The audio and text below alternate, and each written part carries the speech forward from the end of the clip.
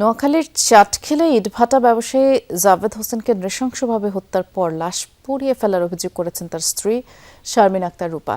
সকালে ঢাকা রিপোর্টার্স ইউনিটিতে আয়োজিত সংবাদ সম্মেলনে তিনি জানিয়েছেন, 2025 সালের 14 মার্চ বাড়ি থেকে ডেকে নিয়ে তার স্বামীকে গুলি করে কুপিয়ে হত্যা করা হয়। পরে প্রমাণ নষ্ট করতে ইটভাটায় লাশ পুড়িয়ে ফেলা হয়।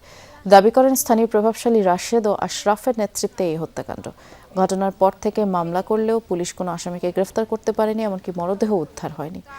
বর্তমানে 3 সন্তান নিয়ে নিরাপত্তাহীনতায় ফেরারি জীবনযাপন করছেন বলে জানান শারমিন।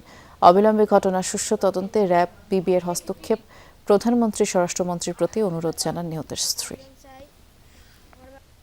তারা এতটাই প্রভাবশালী এবং সন্ত্রাসীর ক্যাডার, তাদেরকে সবাই ভয় পায়, তাদের বিরুদ্ধে কেউ সাক্ষী দিতে রাজি নেই।